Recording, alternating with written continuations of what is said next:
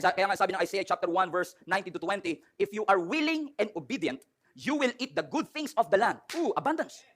Hindi ba magandang pangako ito mga kapatid? That if you will just be willing and obedient, we will experience the good of the land. Now the problem is this, marami sa ating willing naman eh. Marami sa ating obedient naman. Pero bakit parang hindi ko siya nararanasan? In fact, may karugtong pa tong verse na ito na nakakalungkot. Next verse, verse 20, but if you resist and rebel, you will be devoured by the sword. In other words, you will die. For the mouth of the Lord has spoken. What am I saying here? Amen? Ang Diyos may magandang plano sa ating buhay. He wants you to experience an abundant life. He wants you to experience a tangible, na maging tangible yung mga pangako ng ating Panginoon. Pero this blessing is conditional. If you're willing and obedient. Okay, na-depress kayo. Let me put this in context. Kapag binasa mo ang mga previous verses nito, makikita nyo na ipinakita ng Panginoon dito kung gaano tayo karumi. Gaano kapula. Red flag tayo sa harapan ng ating Panginoon. Pero dahil sa pagmamahal ng Diyos, ibinigay niya ang kanyang bugtong na anak na si Kristo para sa iyo at para sa akin. Now, because of the redness of God's blood, kung may ganun masalita. Dahil sa dugo ng ating Panginoong Hesus, ikaw at ako ay nilinis na. Ano sabi ng Scripture, you are now whiter than the snow. Your sins have been forgiven. You are righteous before God's eyes. In essence, dahil righteous ka, you all have that capacity to receive what God has for you. But if you're willing and obedient, ang sabi ng Scripture, you will experience the good of the land. Willing and obedient. Willingness is the posture of the heart. Obedience is the action of our hearts. Now the question is this, are you willing and obedient so that all of us will experience the best of the land? Gandang pangako. In Deuteronomy chapter 30, ang sabi ni Joshua, I call the heavens and the earth as witnesses today against you, that I have set before you life and death. Everybody say life. Everybody put that in the chat. Death. Pag sinabi kong put that in the chat, sabihin nyo, death. Ay, sorry, pastor, ako naka-online. Online lang ako. Amen? Life and death, blessing and cursing. Question. Kung papapiliin mo kayo, ano gusto nyo? Life or death? Come on, somebody. Life or death? Blessing or curse? Kailangan pa ba i-memorize yan, pastor? Of course, gusto namin blessing. Of course, gusto namin ng life. Pero ang sabi ni Joshua, may I suggest to you, choose life. And if you choose life, both you and your descendants may live. See, your choices will affect your descendants. Your choices will affect your sons, your daughters, your granddaughters. Nakaka-apekto sa pamilya natin yung ating pagpili. Kung pipiliin mo bilang tatay na lumayo sa Panginoon, guess what? I'm sad to say, na talaga makaka-apekto ito sa iyong pamilya. Kaya nga sinasabi ni Joshua, alam kong mukhang appealing ang curse, mukhang appealing ang death, pero piliin mo ngayon na mag-sacrifice. Na kahit mahirap, piliin mo. Piliin mong dalhin ang iyong mga anak sa Panginoon. Piliin mong i-share ang gospel. Nakakahiya. Nakakatakot. Pero piliin mo kasi ito yung magdadala sa iyo ng pagpapala. Huwag kang pumayag na ang buhay mo ay puro compromise. Because a compromised life is not a blessed life. Kung gusto mong pagpalain ka ng Panginoon, you have to avoid compromise. And if you want to avoid compromise, you have to learn to say no. Ang sabi ng Panginoon, yes or no. Ang sabi ng Panginoon, blessing or curse, death or life. Puro tayo, yes. But sometimes, mga kapatid, si Satan ay maglulure sa atin, magbibigay siya ng mga masasarap na cake and chocolate. At sasabihin niya sa iyo, kainin mo to kasi masarap to ngayon. Kaya nga lagi ko sinasabi, huwag mo ipagpapalit yung gusto mo talaga sa gusto mo lang ngayon. Kasi ang laging dadalhin sa iyo ni Satan, yung mukhang masarap ngayon, yung mukhang okay ngayon. But it will lead to death. Well, in my illustration, literally, death in diabetes. Choose life. As a Christian, let me preach to you. I say this with all humility. Learn to say no. Learn to say no. Everybody say no. Marami kasing Christian masyadong mabait.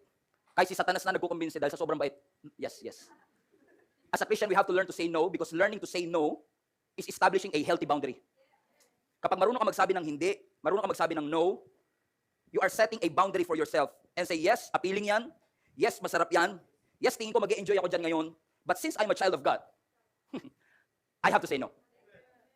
Alam ko mawawalan ako ng kaibigan, mababawasan ako ng friendship.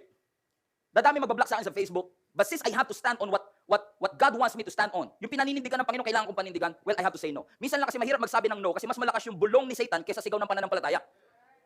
Pag bumulong na kasi si Satan, parang ang lambing niya sa atin eh. Sige ba yun? Satanas na yan, pero naakit ka pa. Amen? Kaya minsan, kahit hindi mo naman gusto, ito literal na to, practical, kahit hindi mo gusto, mapapayas ka na lang. Kasi sasabihin ko, KJ ko naman, sama ka na sa amin. Ang reality, ayaw mo, at kung mag-yes ka kahit ayaw mo, delay mo lang yung disappointment. Ayoko kasi mag-no sa kanya, baka ma-disappoint eh. Pag nag-yes ka na ayaw mo, madi-disappoint din siya kasi wala kang kwentang kasama. Outing tayo, ayoko. Hindi, ikaw lang wala, KJ mo, sige nga, sasama ako. Wala ka naman dalang sando. Wala kang balak maligo. Hindi ako makakaligo, puro Amerikano dala ko. What?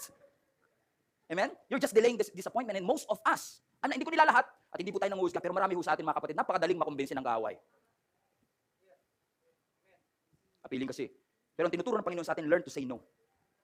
Kasi kung totoong malaya ka, meron ka dapat kakayanan magsabi ng no. If you cannot say no, you are a slave. Hindi ako makahindi sa boss ko eh. What are you saying to me? Pastor, so ibig mo sabihin, kailangan matuto ko magsabi ng no sa boss ko. Okay, good tip, Pastor. Bukas na bukas din, pag pinagawa niya ako ng report, sabihin ko, no boss. Tinuruan ako ng pastor namin that I have to learn to say no. That's not what I said. Amen? What I'm trying to say is simply like this. Well, may mga pagkakataon na kailangan mo talaga mag-no. Can you imagine, tayo lahat, may invite ka sa isang lugar that alam mong will compromise your faith. You have to learn to say no. But you have to do it politely and reasonably. Kasi minsan wala naman sa lugar yung pag-yes natin tsaka pag no. May kilala ba kayong kung kailan walang kwenta lakad, gusto nung sumama, tapos pag may kwenta, ayaw sumama? Hindi ko maintindihan. Pag outing, laging nandun. Pag mahalagang lakad, ayaw sumama. Di kayo to, ibang church to, ibang church. Kasi mga church dito, mababait dito eh. Kahit na against your will, you say yes. Kahit against sa conviction mo, you will say yes. Kahit against sa faith mo, you will compromise, you will say yes. Eh, sabi mo naman, pastor, di ba? Learn to say no with politeness and being responsible. So I'm gonna say that. Again, that's not what I said. Kasi even our God will say no to you. Kung ang kilala mong Diyos ay Diyos na lagi lang nag-yes sa'yo. Can you just imagine this? Ang sabi ngayon ng survey, papunta na tayo sa 8 billion people on earth. Nagka-COVID pa yan ha. Ang dami pang nabawas. Pero 8 billion na halos ang tao sa mundo. At imagine niyo kung lahat yan sabay-sabay na mananalangin sa Panginoon. At lahat ng prayer na yan, i-grant ng Lord. Okay, good. Done. Sino sa inyo grateful, hindi lahat ng panalangin nyo dinidig ng Panginoon. That sometimes, God will say no to you. Na gustong-gusto mo yung lalaki na yun, pero sabi ng Lord, no. Sinara ng Lord ang pintuan nung makapag-abroad ka. Ang sama ng loob mo sa Panginoon. Pero ngayon nagpapasalamat ka. Budol pala yung pagpunta na yun sa ibang bansa. And now you are grateful to God kasi iningatan kanya, prinotektahan kanya because there is wisdom in God's no.